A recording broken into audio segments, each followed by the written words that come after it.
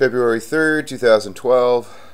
I guess I don't have to keep saying what day it is when I use it as the name of my YouTube clip. You know, the whole point is to catch a moment in time. And right now, I screwed up. I'm on a fixed income. They call it a subsistence level income, Social Security. And I've challenged myself to live within my means. Just simply live within my means. And a couple months ago, my dryer went out, so I've been paying back on that. I got a new one. I was blessed. My dad helped me out with buying one, and for Christmas, and I'm paying him back. You know, we went halvesies on it. And I really appreciate that. Dad, thanks. Helped me out tremendously. But on a fixed income,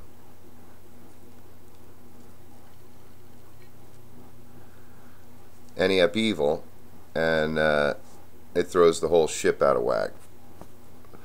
But I do pretty good. You know, I'm very grateful. I try to participate, you know, joyfully in whatever I do, so that my attitude of gratitude is expressed.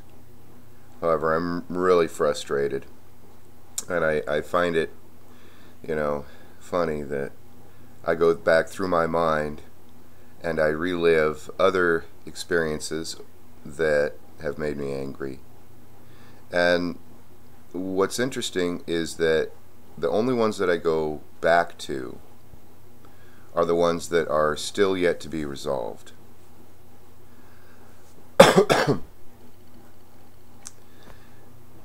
So there are things that I have a goal for, and that goal is not met yet, and I really don't fret the things that I can do nothing about. It's just that these few instances, workers' comp and my relationship with my children and family, those are things that are ongoing, and I haven't come to a place of acceptance of where things are at. I keep racking my mind, you know, what can I do about this? What can I do about this? And it frustrates me that I am in a situation where what is needed is patience and endurance and determination.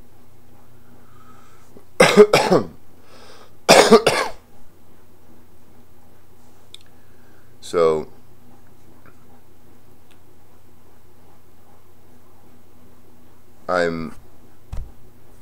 I understand that, but in my situation this month,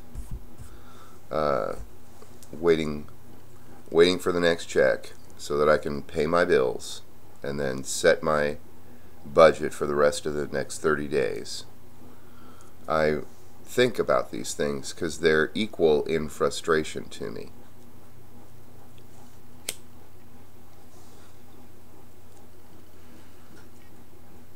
I have to be careful, because when I feel frustrated, limited, if I engage in my physical therapy, I can overdo it.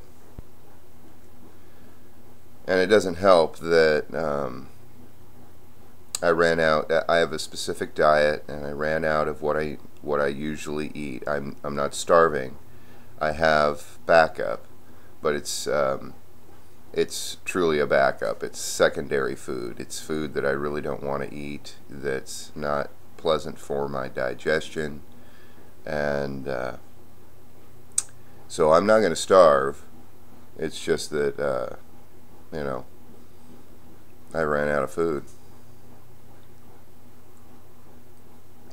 But I got my coffee,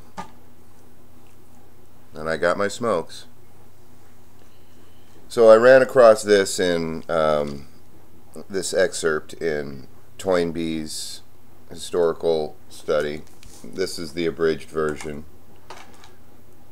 500, 600 pages from 7,000. And it was beautifully written. I really liked it. Society is confronted in the course of its life by a succession of problems, which every member has to solve for himself as best he may. We can think of civilization as whatever resolves between the right and left ear. Same with society. The presentation of each problem is a challenge to undergo an ordeal, and through this series of ordeals, the members of the society progressively differentiate themselves from each other. So, this is my unique experience.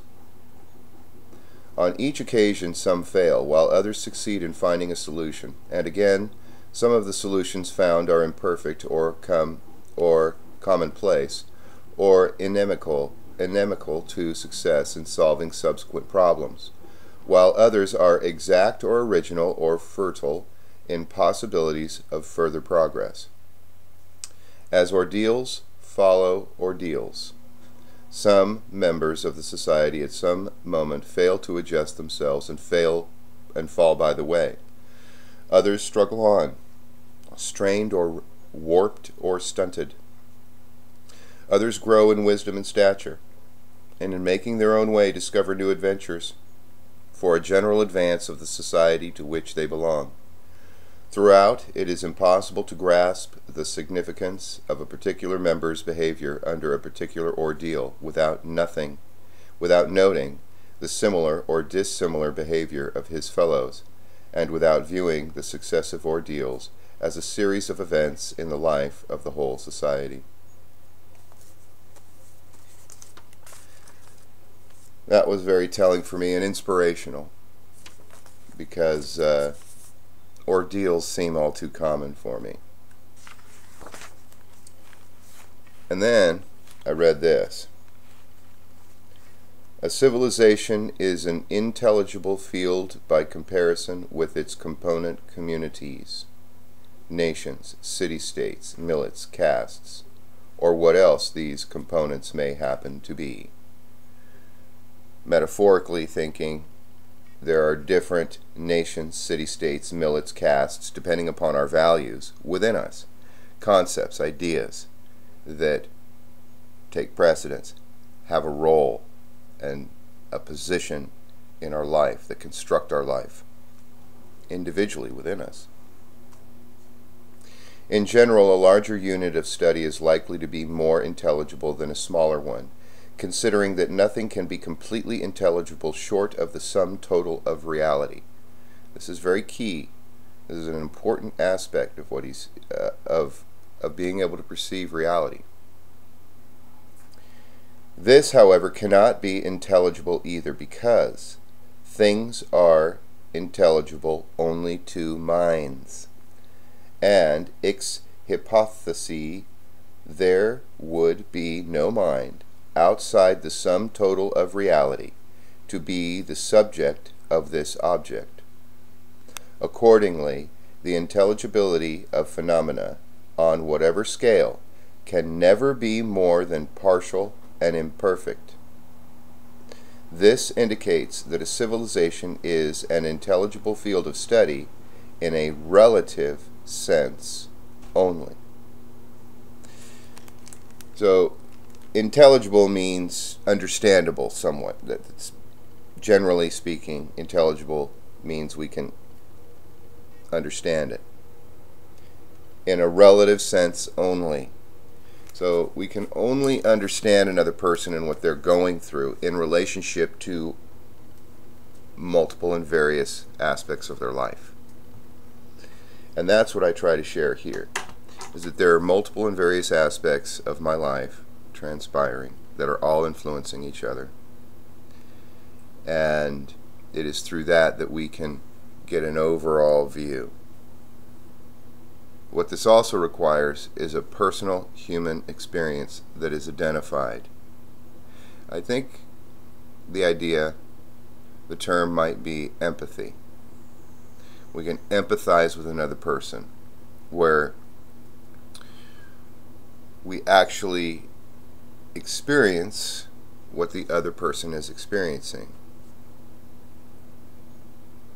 But not everybody has the same sphere of references, the same sphere of realities, of experiences. So